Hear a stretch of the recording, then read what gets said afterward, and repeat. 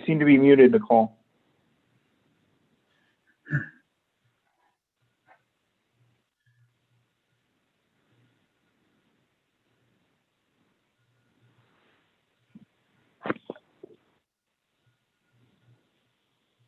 Still can't hear you.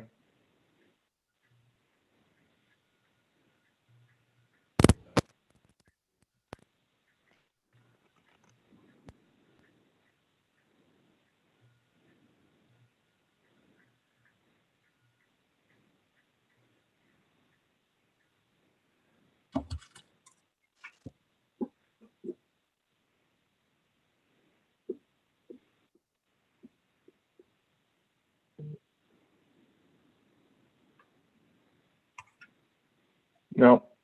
No.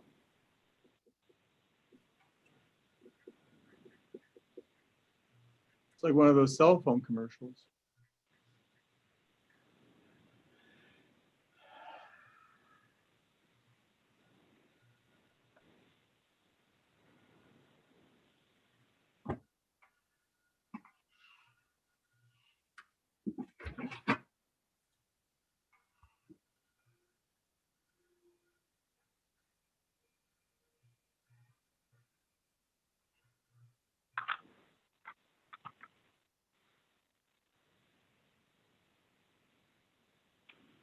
Hey, guys, Chief Sweeney, what's everybody up to? we're listening to Nicole. She's wonderful. She sounds so great. Oh, terrific.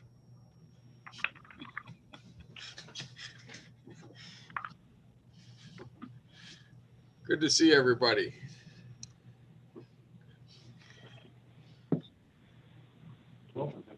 Nicole's getting it going. Give me just a second, guys.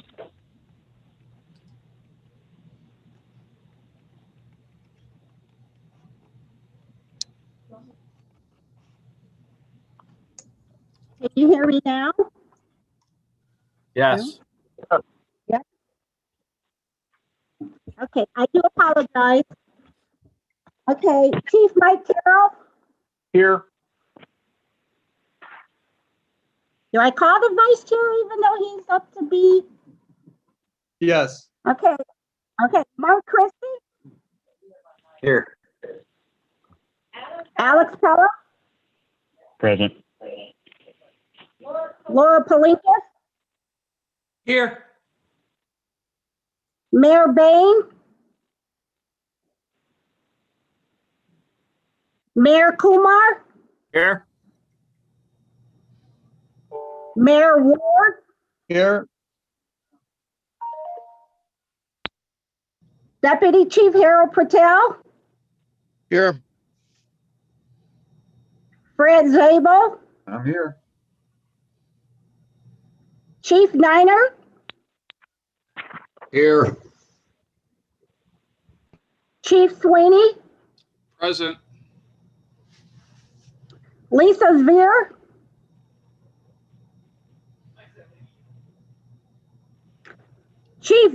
Sheriff Violin, Rich Peters, alternate.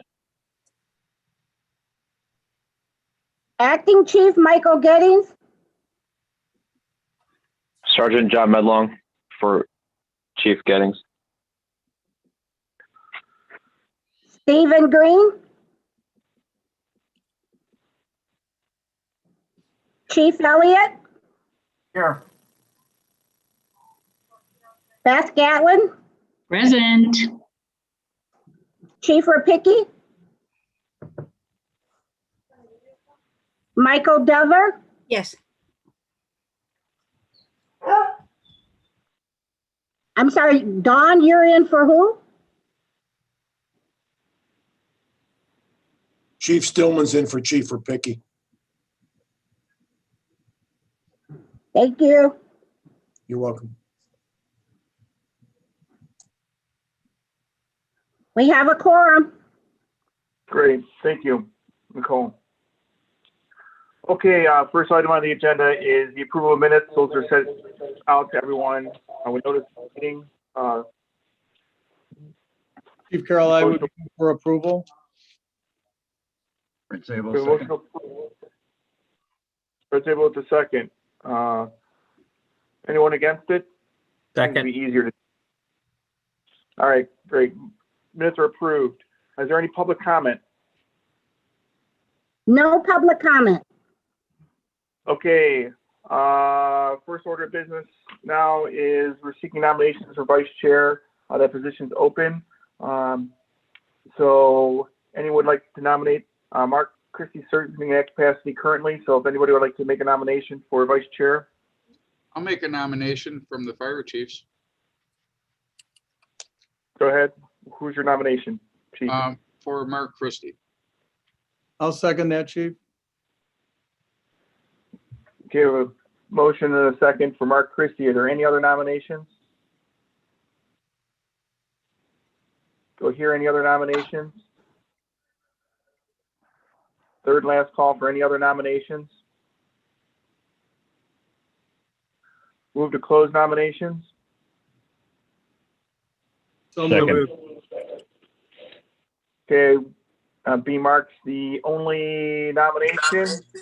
Guess it would be a unanimous, cast unanimous ballot for Mark Christie as the vice chair. Thanks, Mark. You got hooked into that one again. I guess I accept the nomination then, yeah. Thank you. Thank you. You did skip that part, Chief Carroll, whether he accepted or not. That's right. Okay, we'll keep on moving forward. So committee reports, communications. Hey, communications met on January 13th. We had an election for vice chair. Lisa Rafferty was roped in for another term. We also discussed the countywide template, including its purpose to foster interoperability in and outside of the county, how to program it, and apparently there were some issues with getting Parma channels programmed. George Belasco just reiterated to reach out and contact him to take care of any of those things.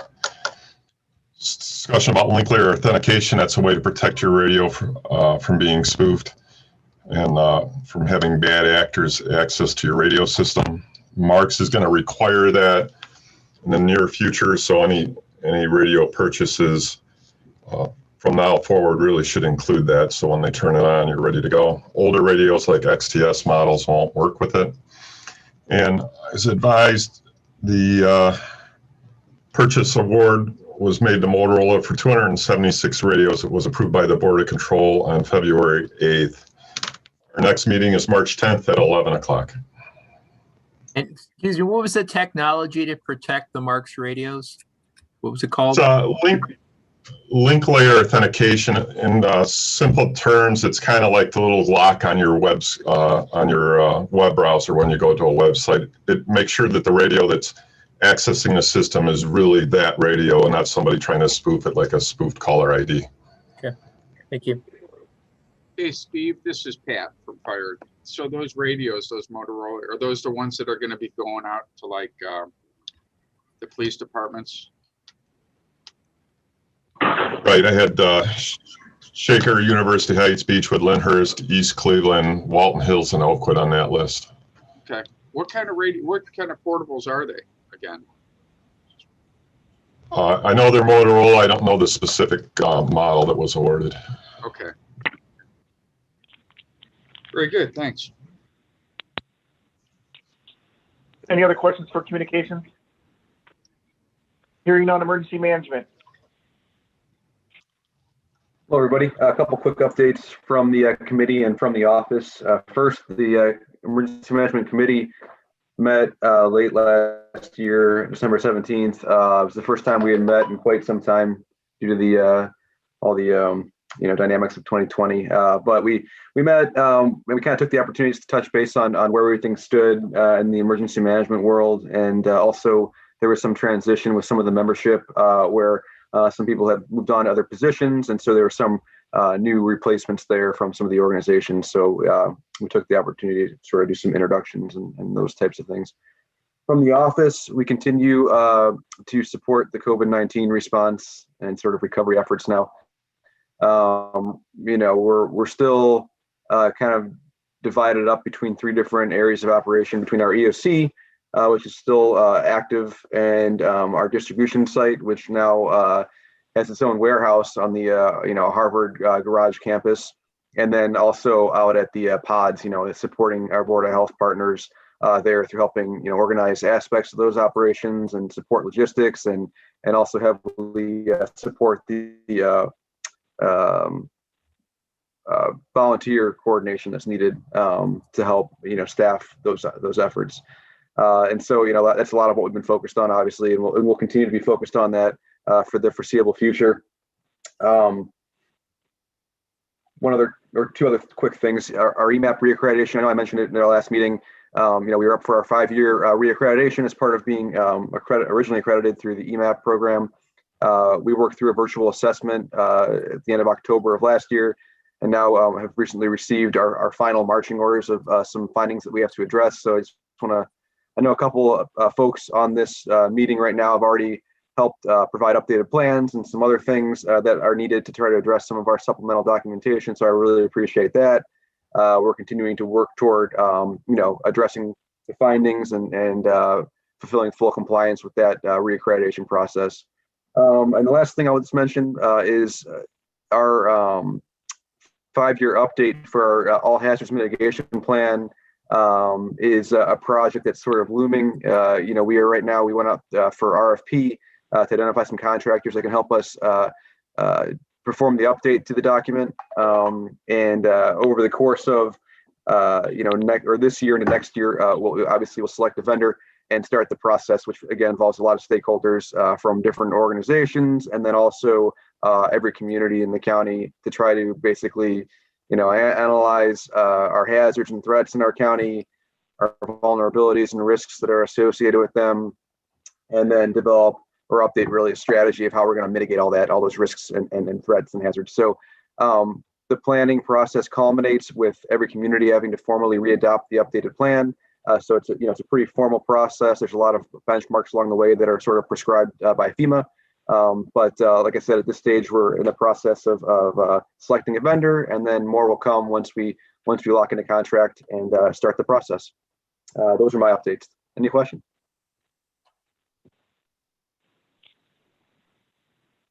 All right, thanks. All right, great. Thanks, Mark. Let me get back to where I'm supposed to be. Okay, EMS committee. Hi there. EMS met on January 11th. We did not have a quorum at that meeting, but we do have the position of vice chair open, so we will address that next meeting pending we have a quorum. Some of the things that EMS is working on, along with the county fire chiefs, we continue to support Board of Health and county EMA in the vaccination process. The fire departments have been very active in supplying vaccinators to support that initiative, and it's gone quite well. We also continue to meet on a weekly basis with the County Board of Health, medical directors, dispatch, EMA, and other folks on a weekly huddle to talk about COVID issues, some of the issues we might be having with our personnel, to the latest in vaccinations, and all those types of things. We've been meeting pretty consistently with that entire group since April of last year. We find it very helpful, and anything important we share with the local fire chiefs. The protocol committee continues to meet. Well, we just got back into operation again, probably around November of 2020. There is a protocol update going to be rolled out in March of 21. The medical directors from all the systems have been participating in this update, and we look forward to having a document here in the next month or so. Our next meeting is on March 8th, and that is all I have. Open for any questions. All right, okay, hearing no questions for EMS, we'll go on to fire committee. We met on January 28th. We had our vice chair position open. Bryant Galgus from Middleburg Heights, the chief there, is serving as vice chair once again. We're also going to be reviewing updating our bylaws this year, just to make sure that's all in order. We got team updates from USAR, water, and hazmat. They are moving forward on procuring their grants. Some training has been limited, just with a lot of like other agencies due to COVID, but they anticipate some of that stuff to get back online this spring and summer. The Cleveland body armor did come in. The helmets did not. There was a little miscommunication there, but the helmets, we're still waiting on the helmets. They were supposed to be here earlier this week. So in speaking with Larry Tate, they're going to be reaching out to the person who was shipping them. They were supposed to be in last Friday, and here we are, the 11th, and they're still not here. So as soon as we get those, county come out in the inventory, I'm going to get them out to the Cleveland Fire Department. Cleveland's been very, very, very patient with this whole process. That's greatly appreciated. We'll be meeting again once we get more information on grants, probably in March. So if there's no questions for Fire Committee. Great, hearing none, Health and Medical. Hi, good afternoon, everyone. The Health and Medical Committee has not met for lack of agenda items. Basically, we have lots of other meetings, so we don't have anything to discuss. No purchases, no nothing. So just to let the Communications Committee know, the Hospital Marks radios will start to be reprogrammed by ODH on March 1st.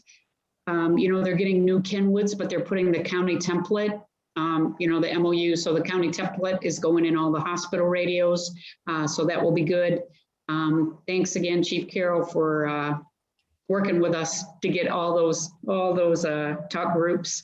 The hospitals are working through their vaccination clinics, trying to do 1A, 1B, public health, working with the hospitals and the Board of DD, going into group homes, several mobile vans going into different places, looking at coordinating with the new National Guard group, the REAP, R3AP, REAP or REP. So they're going to come in and help some of those HUD housing and some of those OHFA, low-cost housing, high rises get vaccinated. So hopefully that's starting this week and for sure next week, but we're working with them for that. I do have a shipment of body bags. I got 3,000 body bags in our warehouse. So, if folks need body bags or anything, we do have a, distribution site for some extra body bags. I know the medical examiner's office just got like 2,500. So we got another 3,000. We're kind of sharing them out to the region and the hospitals. So giving them to Ashtabula County EMA some tomorrow and trying to spread those body bags out. But that's basically all I have. Anybody have any questions for me?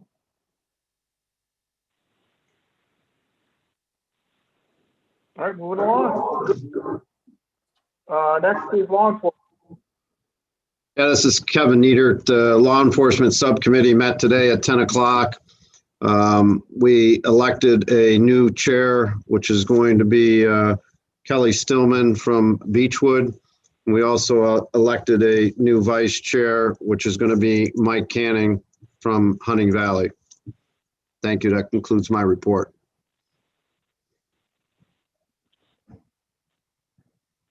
Any questions for Ellie? Okay, hearing none, Public Works. Anybody from Public Works on? Okay. Grants report. All right, give me just 1 second to share my screen. All righty, are you seeing it? Yep. Okay, so we'll keep it short and sweet today because we want to get into the procurement presentation. But just an update on the 20 grant. The applications have been approved, and this week and next, the grants team has been reaching out to project owners to request specifications and get that process started. The performance period on this grant runs until March 31st of 2023, and then it's always our goal to have projects wrapped up 3 months in advance, so that would be December 31st of 22. And then just a couple more project updates. So for the ALPR, all sites have been installed, they're up and running, so that project's complete. As Steve Green mentioned in the communications update, the radio purchase was approved on Monday by the Board of Control. Motorola says it typically takes 6 to 8 weeks for delivery. And then Chief Sweeney, we looked up, so the radios that are being purchased are the Apex 6000 series.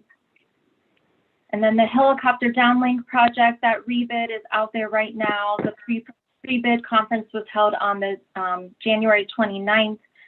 And then the bid closes on 2/17. And on the EOC video wall, the award was sent down to Ohio EMA for review earlier this week.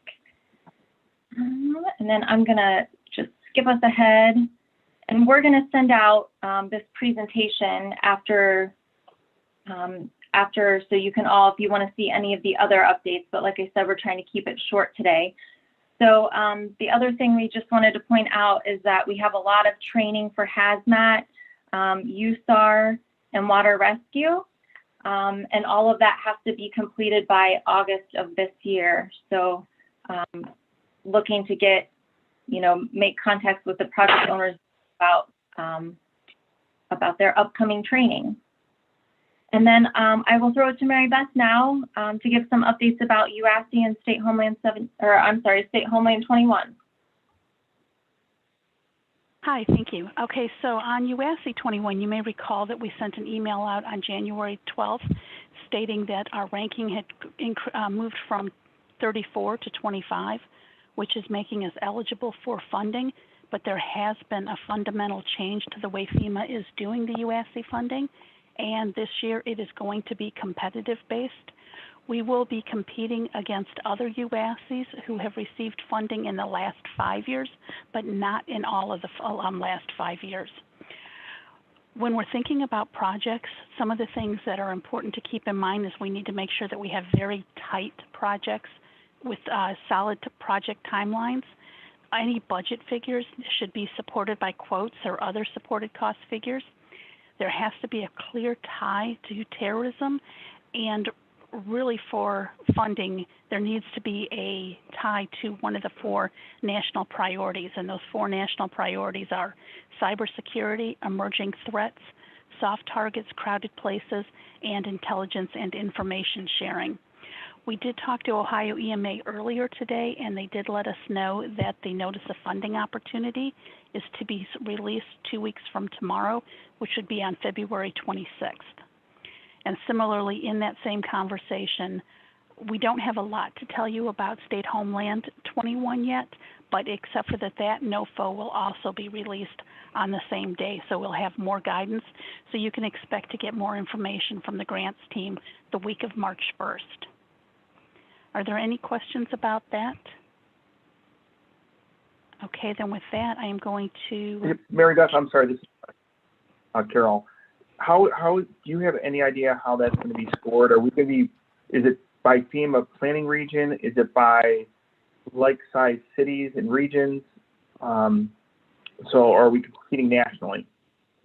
Well, as I understand it, and I could be mistaken, but we're going to be competing nationally, but we won't be competing against the New Yorks or the Los Angeleses. We will be competing against other organizations that actually have received FEMA funding or UASC funding specifically in the last 5 years. So if I remember correctly, I think Orlando was in that group, and I'm looking back to see if Alex can. Yeah, so Chief Carroll, what you're looking at is they basically tiered this discussion to where your LAs, your Chicagos, your New Yorks are going to compete against each other for a certain allocation.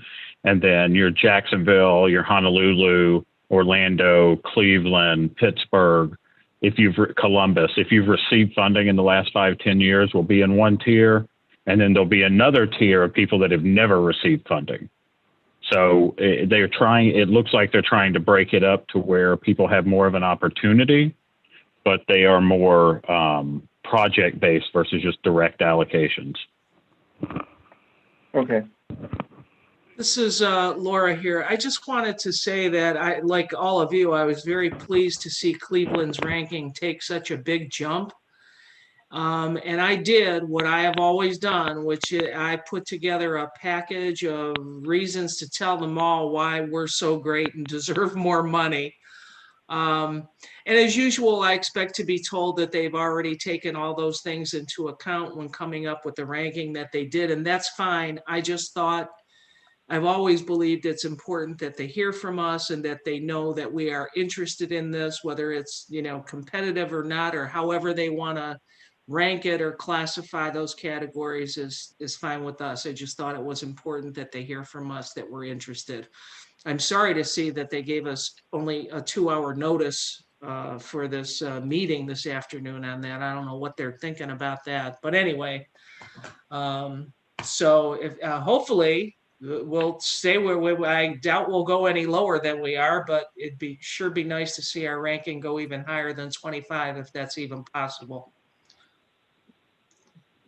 And one point that I think would interest the group is the reason we jumped up is there used to be, if you're familiar with the risk calculations they do, there are essentially 3 different cylinders of factors that they go in. And prior to it, one of the cylinders was roughly 50%, which hurt us because your places like New York and LA, they were very strong in that category. And the other 2 were 25-25. FEMA took they added some new stuff that deal with domestic terrorism and cartels and whatnot, but they also leveled out those 3 cylinders to where each one is worth 33%. So in the 2 that were 25 before, we were pretty good in. And so that really raised our ranking when they leveled the playing field and they weren't specifically looking at very certain things. I still think Lake Erie is an international border. And Laura, I agree with you. We should fight that every single time. Right. But for some reason, the United States does not believe Lake Erie is an international border. I know that. Canadian. The only new thing that I added that they probably didn't know about was that in the next day or two, possibly, is today Thursday, but very soon in the next day or two, we're probably going to get a grand jury decision on a police shooting. And those are little things that I don't think they know about. We all know about them and we're prepared for them, but with the kind of unrest that our country and all countries have seen in this past year, any grand jury decision has the potential for something. And, you know, so hopefully I gave them something to think about that they didn't already know. With the UASC funds, is that something that's going to be more Cleveland-centric, or is this more of a regional approach? Because when we're looking at projects, and I'm okay if it's Cleveland-centric, don't get me wrong, I just don't want to see some committees and groups put a lot of effort into something if it's not going to be worthwhile. Mike, I would tell you to look at it like the old state homeland was when they were competitive, that it's project-based. I think we have stronger projects if they're based for the region and the county, but there are certain hazards and certain specific things that the city of Cleveland will put in for and should, because they have much different hazards and much different projects in some of the other parts of the county. Okay. I view it the same. This is the same way as past years when the region, you know, Cleveland is, you know, major city, but it's for the region. It's for all of us, not just for Cleveland. I don't view it that way at all. No, and I appreciate that, Laura, and I think that we've taken big strides in doing this much more collaboratively and regionally, which has been great. You know, leadership of Cleveland's really helped that along, which has been nice. So, all right, sounds good. Any other questions regarding UASC? Yeah, one question for Harry Beth, Chief Stillman. Go ahead, Harry. Go ahead. No, sir, I was just going to ask if there's any idea on what the numbers look like, particularly within the tiers, and idea kind of how many of those cities we're looking at. And then we probably need to do some homework as far as, you know, previous applications they've submitted or previous ones they've been granted. Just a thought. Well, Also, on the other thing, as far as 100 applying for stuff, I think it looks much better a regional approach. If we're in regional teams and things like that, have a much higher level of success. So we've proven that also throughout the years. ADC, this is Alex. There has not been much of a breakdown. I don't know if it was the 330 that I sent over to Laura, they gave us 2-hour notice for an update meeting, which is actually pretty generous for FEMA. It's normally like 15 minutes. But they introduced the tiers when they had the breakdown, but they haven't said how many. My assumption is that tier 1 will have a lion's share of the money, and tier 2 will have a little bit, and tier 3 will have almost nothing. But that's pure assumption. Hopefully that'll be put out with the NOFO in a couple of weeks. Got it. Okay. Thank you, sir. Mary Beth, the grant radios you said are Motorola APX 6000s? That is correct. Okay, ma'am. Thank you. Okay, with that, I'm going to go into the procurement procedure. Am I sharing my screen right now? Yeah. Okay, great. So before I go too far into this, being in government a long time, I may fall into acronyms, so I wanted to give a short, these are some of the acronyms I might mention. Of this list, I think you know most everybody. The Office of Procurement and Diversity, when I refer to OPD, they're going to be involved in purchases that are over $50,000. And on this list, I think the two people that are the most important are Ohio EMA. They're the source of our funding, but ultimately FEMA, because they're the ones who give the money to Ohio EMA. So ultimately, it's going to be FEMA that is going to get to make the rules. This slide is intended just to be an overview of the grant process, and I think most everybody who's on this call is familiar with it. I'm going to run through it just real quickly, as the last 2 years have been an indication. Ohio EMA reaches out to us requesting the investment justifications, or what we call projects. They are submitted to public safety, who then in turn shares them with the various CSAB committees who do their review.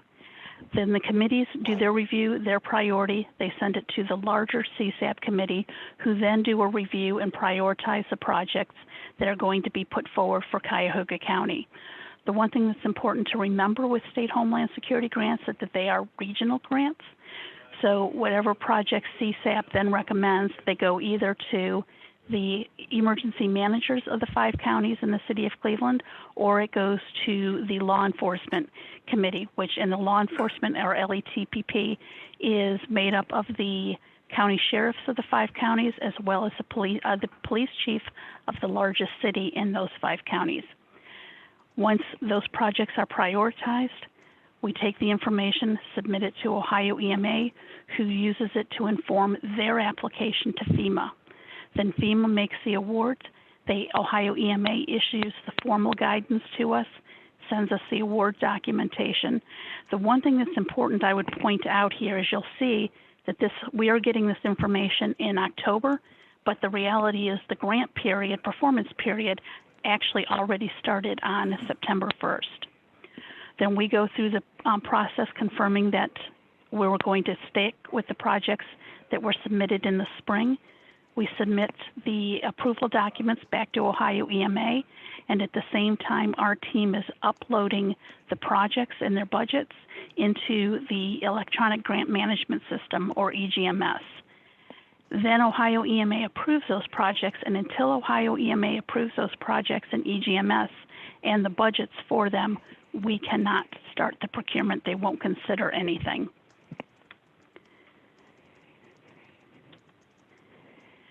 When I go through this overview, there might be a little bit of confusion. What happens is the procurement process is virtually identical when we start, regardless of the dollar amount, from when we create the specs and when we get the initial approvals. But when it comes time to do the solicitation and review the responses, it's going to vary slightly depending on if the project's less than $50,000 or if it's over $50,000. But once we get through the review, then the project is going to be the same regardless of the dollar amount throughout the rest of the project. You'll see down here there's a little guide, and this is going to help us as we're going through the presentation, because it will highlight what step we are on in this process. When we do a procurement, we look to the project owners for their sign-off before we can proceed in 3 distinct areas. Until we actually get your sign-off, we don't move forward. So it's important we get timely responses, but the sign-off is Once the specs are developed, we want to make sure that what is going to be bid out has your approval. That's what you're looking for before an award is made to the vendor. And then before we pay the vendor, we're reaching back out to you to make sure that it's okay to pay and that what you got was actually what was ordered. When it's equipment, there's also an asset transfer form that has to be signed off on, and that document actually has the language on it that says, yes, I got what I ordered and it's okay to pay the vendor. And as I go through the presentation, you will see these sign-offs pointed out with check marks. Likewise, we have to have Ohio EMA's sign off on different phases before we can move forward. As I've already mentioned, we have that initial budget approval that has to be approved by Ohio EMA before we can start. Then before we can actually release a solicitation or request proposals, Ohio EMA has to sign off on the specifications, and they also have to sign off on the award. Depending on the project also, there may be some additional approvals, and I've listed them here. If there's an environmental and health preservation project, then their sign-off is needed there. If we're facing a lack of competition before we can proceed, we need to get sign-off there. And if we're doing purchases of watercraft or drone, those are also special waivers that are required. And some of these processes can take, or approvals can take quite an amount of time. The EHPs can take anywhere from 6 to 12 months, and the special waivers, specifically the drones, can take over 12 months. I think we've been working on one for Lorain County for almost 18 months now. So that's one of the things that we need to keep in mind as we're putting forth projects and also as we're requesting these approvals. So the procurement starts, and this is when it comes to the 20 projects, this is what Leslie just mentioned. The grant coordinators are reaching out to the project owners to get their preliminary specs. What we have to do is confirm that the specs obviously follow the county's format, but more importantly, that they're focusing on the capabilities, not features. Also, we have to make sure there are no references to specific vendors or products. If they're focusing on features, or if they have any vendor or product references, we can guarantee that Ohio EMA is going to reject those specs when we send them down to them. If we need any clarification, we reach back, and once we have a final document, we go ahead and ask the project owner to sign off on it and then send them down to Ohio EMA. At the same time, the grant coordinator is assembling a list of potential vendors. If there are people who you know sell the product that you're looking for, we encourage you to send the contact information over to your grant coordinator who's handling your purchase, so we make sure that they actually receive the solicitation when it's available.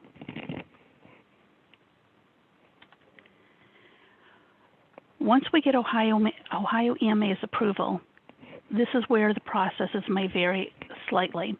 With projects that are under $50,000, we can go ahead and release the solicitation asking for quotes. How long that solicitation opens will vary on the purchase. If it's a complicated purchase, we like to give vendors at least 2 weeks so that they can actually write worthwhile proposals. The one thing that's important to note is that we have to have 3 compliant quotes in order to make an award, or actually to even do a review. If we don't have the 3 compliant quotes, we have to keep going back out until we get at least 3 compliant quotes. The nice thing about this, though, is that once we receive that, the first quotes, they don't have to keep responding to these additional solicitations.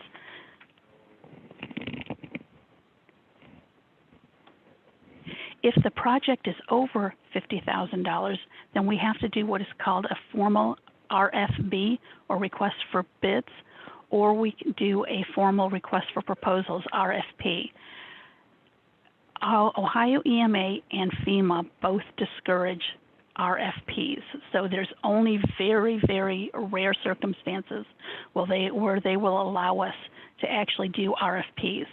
They take the standard position that anything that we're doing should be bid out and should be a sealed bid, and price and the meeting of the specifications should be the sole criteria on which awards are made.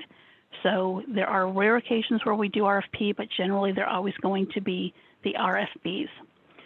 Once the specifications have been approved by Ohio EMA, we have to send them down to the county's Office of Procurement and Diversity. They're the ones who, for Cuyahoga County, actually handle release all of our formal RFPs and RFBs. They convert them into the county template and confirm that they have standard county language as well as insurance requirements. Once they've done this conversion and added the additional requirements, we have to send that RFP and or RFB back down to Ohio EMA for their approval. Another part of this is when we do an RFP, we have to develop an evaluation tool that tells how we're going to evaluate the proposals. When we send that formal RFP down to Ohio EMA, we have to send that evaluation tool down at the same time so they can look at both before they will grant their approval. After Ohio EMA approves the RFB or an RFP, then we work with the project owner and OPD to set the pre-proposal conference date, and that's the opportunity for vendors to meet with the three of us to get answers to their specific questions. Once that is set and the bid opening and closing dates are set, it's released by the Office of Procurement and Diversity. And our standard practice in Cuyahoga County is we advertise in the Plain Dealer, it's posted to the county website, and then it's also emailed directly to all of the vendors that we know of that would be interested in receiving that solicitation. Depending on the project also, we may be advertising in more than just the Plain Dealer. There have been occasions where Ohio EMA has requested or required that we advertise in the Columbus Dispatch, and others if they think that doing just the Plain Dealer solicitation won't get enough results. We hold the pre-proposal conference and the solicitation closes. All of the proposals need to be received by the Office of Procurement Diversity by the due date and the specific time. If it's not, OPD will reject them. Another thing that I would want to make sure that everybody understands is you will, as the project owner, you will have a copy of the solicitation document because you're going to use that for the pre-proposal conference, but do not share that with potential vendors. Potential vendors have to make sure that they're getting those documents from our Office of Procurement and Diversity, because if they're not on that plan holders list when they submit their bid or their proposal, it will not be accepted. And you'll be reminded of that when we actually release the RFPs and RFBs. Once OPD does their preliminary administrative review, they send the bids and proposals over to the grant coordinator. With formal RFBs and RFPs, the state requires that we have 2 compliant responses to proceed. If we do not, we have to rebid the project. And the one thing that's different with formal or over $50,000 projects as opposed to the lower than $50,000 is that every time we rebid, every vendor has to resubmit their proposal. So we try to get as many people to respond the first time as possible so that we don't have to do rebids, because those processes can take quite a long time. So now we're at the review stage, and here the grant coordinator is going to take a quick look at the responses if it's under $50,000, make sure there's nothing glaring from a grant perspective, and they'll create an evaluation matrix which they will then send with all of the responses to the project owner for the review.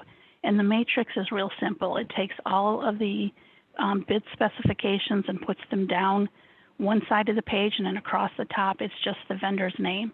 And this evaluation process is the same for formal bids or projects that are under $50,000. Then as the project owner, you go through and say, vendor A, yes or no, they meet this particular bid specification. Then the project owner returns these specifications and their matrix with the recommendation for the recommended vendor.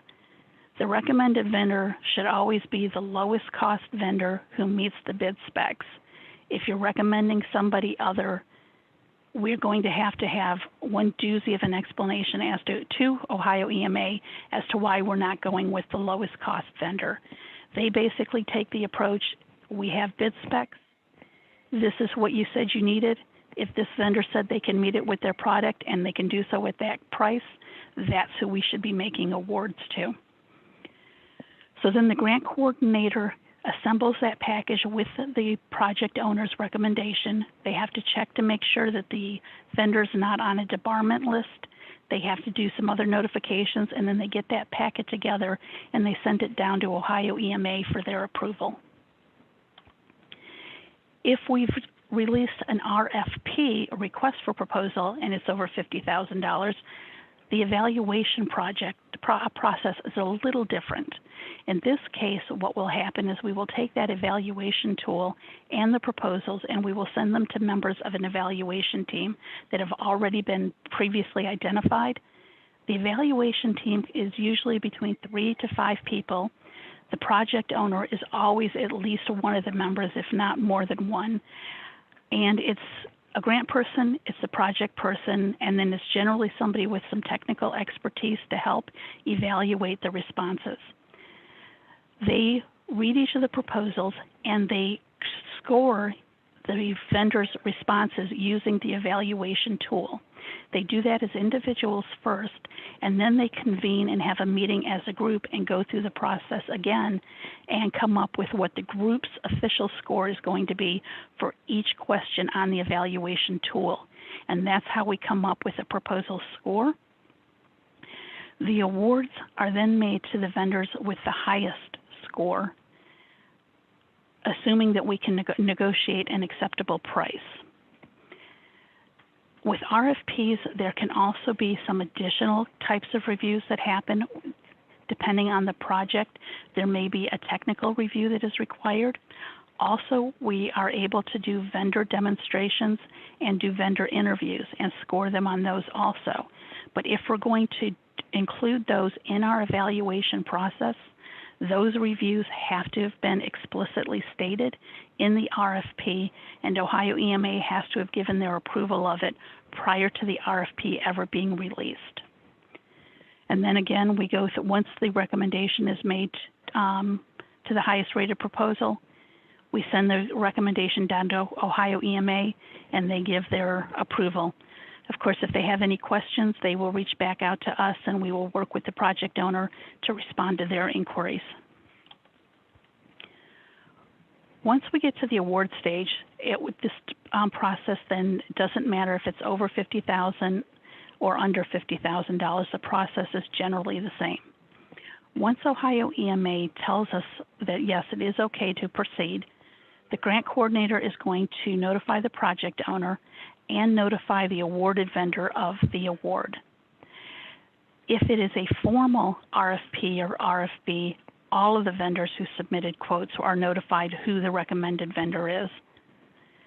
Then the grant coordinator gets all of the forms that the county requires for approval, W-9s, insurance documentation, things like that, and they submit the request to make the award to OPD.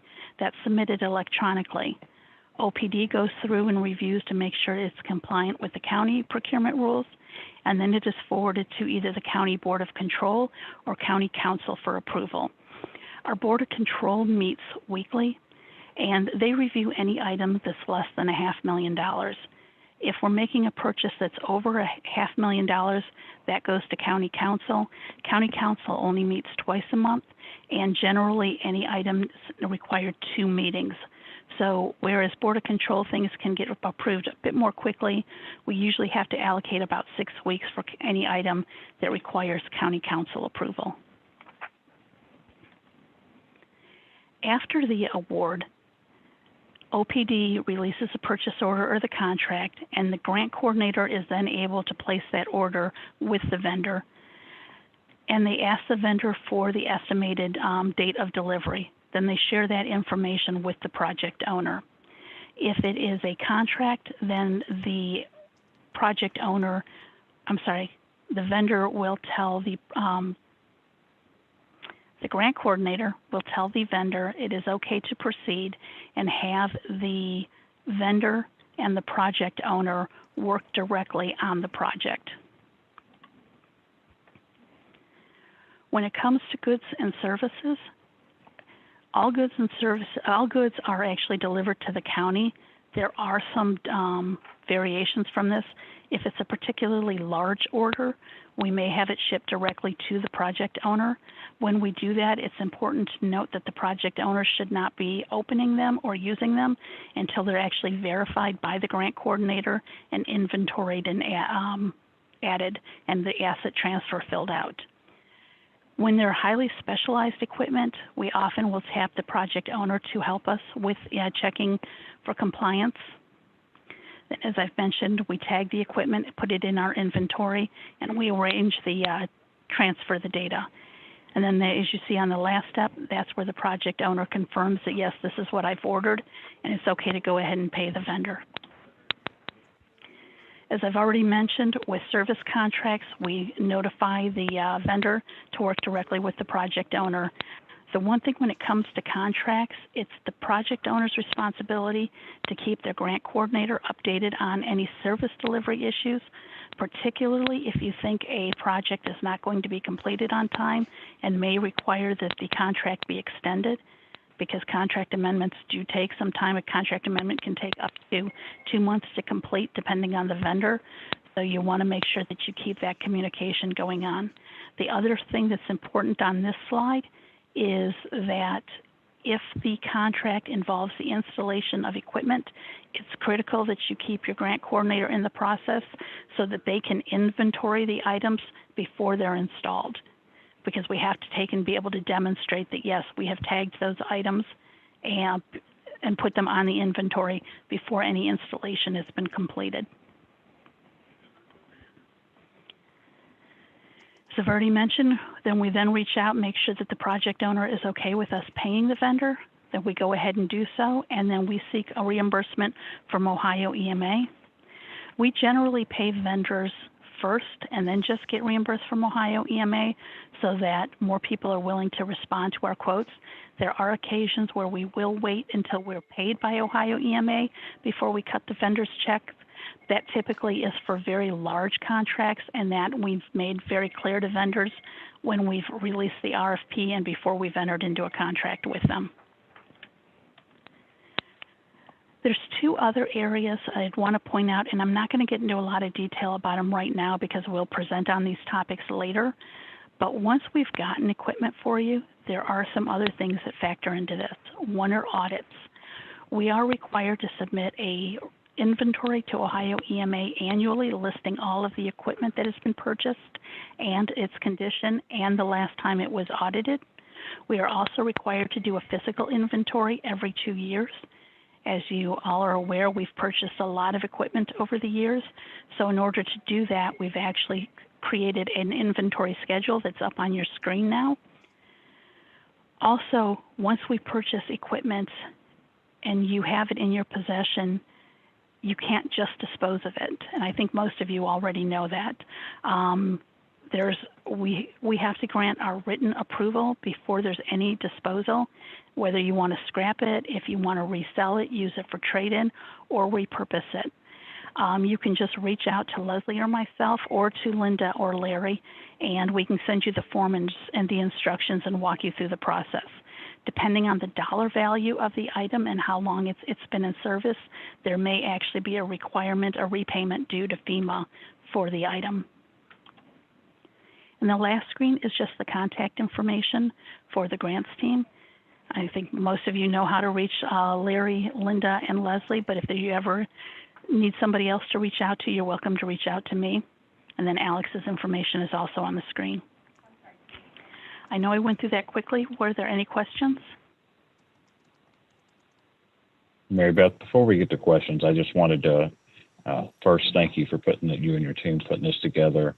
But for the greater group, about a year and pre-COVID, if anybody remembers that, we talked about a document called the Grant Bible. if you will, and that's how I affectionately referred to it. There's a document that's been put together that outlines this so that everybody's on the same page. Everybody's working off the same sheet of music. And if you have a project, you really know what the timeline of moving everything through it is, so that there's not any confusion, or we can plan for steps. So I just wanted to make clear, this is the follow-up. It's a little bit later than usual, but the worldwide pandemic pushed it back a meeting or two.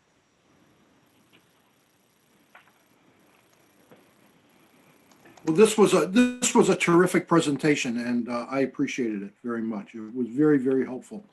Thank you. I've been here more than a couple years on this board, and this really cleared a lot of issues up for me, and I appreciate your having put this together and presented it so nicely. I have one quick question. It's a little granular. Going back to the bidding, what if the bid and it's or the bid requested and relates to specifications that are so specific that they, for practical purposes, relate to a single vendor? Have you ever seen objections to the specs that way? Those have become very, very tricky to bid out. I know that we had a project where we actually had requested to do a lack of competition, and we were required to bid them. Larry, I'm going to tag you and ask you to help give some of your experience on this one. My recollection at that time is that we had to work a lot. I'm remembering specifically there were some bomb upgrades that we were looking for, and we actually had to, the bomb robots, we actually had to go through the process with Ohio EMA to demonstrate why it could not be bid out before they actually let us take and go and do a lack of competition.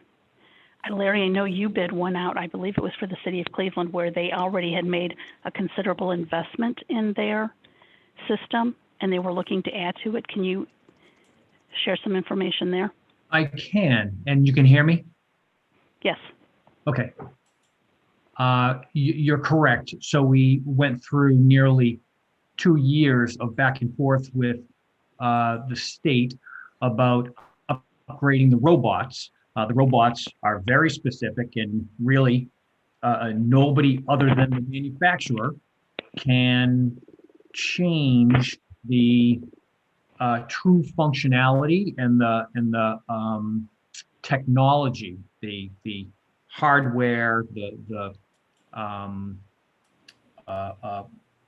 workings of the robots, and that vendor offers an upgrade for these now nearing 20-year-old machines, and we had to demonstrate after trying to create open competition specs that in the end we could not do. We could not create these specs that would upgrade the machines that we have to still work. And at that point, we petitioned the state and then got permission from FEMA to use the sole source, the manufacturer, to upgrade these machines. And the same thing with the city of Cleveland's Emergency Operations Center video wall, is that they have a system there that is created and maintained by the manufacturer, and they want to upgrade it. And so we had to dance around that open competition as well. The state, FEMA, does not want sole source. That's just part of their process, particularly if you are going for something that is new. If you are looking to create to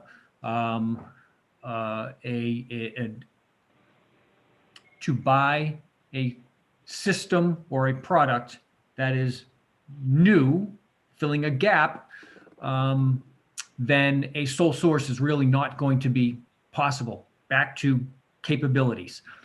If you have something, particularly if it's grant purchased, that already exists, and you're looking to address a change to that, an upgrade to that, that is probably the rare exception. But again, you do have to go through a process to make that work. And in that particular case, I think the closest examples are the LPR project that we just did, and then, like I said, the Cleveland Camera project. Those were those circumstances where the state did allow us to issue an RFP so that we could take into consideration. We had to be very, very careful to make sure that when we wrote those RFPs that we were focusing on capabilities. We could identify what it was we actually had that we were trying to add to. But they did allow us to do the RFPs there so that when vendors were suggesting their products, they could explain how it would tie into the larger systems that we had already made investments in. But those are the types of projects that will really, they take a long time to get through the Ohio EMA approval process, because oftentimes they are having to turn around and reach out to FEMA to get FEMA's approval too before we can get their approval. And I think Is to it the add, I timing think both issue? of those. Oh, go ahead, Mayor. Sorry. Is it the timing issue then that leads to the RFB, the bidding process, as opposed to describing broader parameters and going through an RFP? Is that why you do that way? Because the subsequent approval and review of the proposal just takes too long? No, we actually do bids because FEMA specifically and Ohio EMA all take, when it comes to purchasing goods, they all take the position that we should be able to clearly identify what is the capability that we want, and then we should be making an award. Vendors should be able to respond with their recommended project or their recommended product that can meet that capability, and then we should be purchasing that capability at the best possible price. That's where they're saying, we say this is what we want it to do, and we're going to pay the best price, the lowest price for it. So they take the viewpoint that everything can be, the decisions can be evaluated, decisions be made that way. So that's why just about everything's done by a bid. They discourage the RFPs because they feel there's too much discretion in them. Mm-hmm. Okay, thank you very much. Sure. Larry Bryce, this is Bruce Elliott. I got one quick question for you. What about when you talked about inventory? I'm going to use an example for like the MCI trailer, where we're having 100 or 1,000 different cannulas and stuff like that, or needles. I mean, obviously, we're not going to be able to track each time one may be used or not used. How are we dealing with like consumables like that? I don't have a direct answer for that, and I did pose that question to Ohio EMA a couple of months ago, but unfortunately everybody's more focused on the pandemic at this point. So the inventory that we are no longer adding those what we call consumables, something that has a lifespan of, you're expected to use it within a year usually. We're not adding consumables to the inventory. I would suspect at some point we're going to have to come up with some system for tracking those, but I don't have the guidance right now on that for Homeland Security grants. I know what I have to do for medical examiner grants because we also manage the medical examiner's DNA grants, and their funding source, Department of Justice, actually require for every supply they use, they have to report out on what case it's actually used and for what purpose. We don't have that direction at this point on Homeland Security, though. Thank you. Mm-hmm.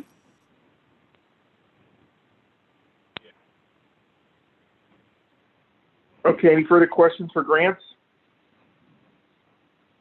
thank you for that very detailed review. It's very helpful, I think, for other committees for us to understand how the process works and why it takes so long. So thank you. Thank you. Moving on, ad hoc committee reports. I don't think we have any ad hoc committees set up right now, so unless I'm mistaken. Okay, agency liaison. MMSRS and LEPC and those. Does Kevin or anybody have any comments from any of those other agencies?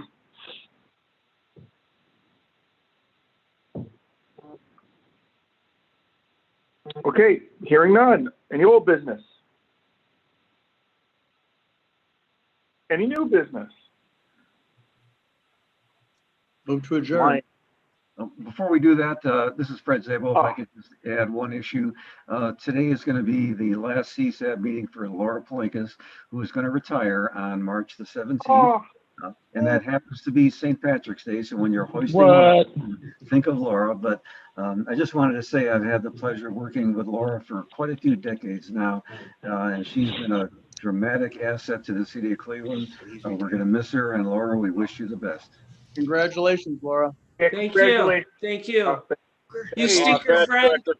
Is there any way you guys can get that parade going again, and maybe we'll celebrate with you? Yeah, you know, that was my plan, to go out on a big day, but you know, we're doing that. Palinkas parade. You're getting cheated, Laura. You know. Hope to buy you a Guinness someday. Sounds good. Sounds good. Absolutely. Well, great. Congratulations, Laura. It's well deserved. Thank you. Congrats, Director. Enjoy it. Have fun, you all. Spend money wisely. I hope you get a bunch. Take it easy, Laura. Hope to see you soon. Move to adjourn. All right. There's a motion to adjourn. Any second? Second. Great. Take care, guys. Till next time. Take care, Laura. We'll see you around. Bye-bye. Take care.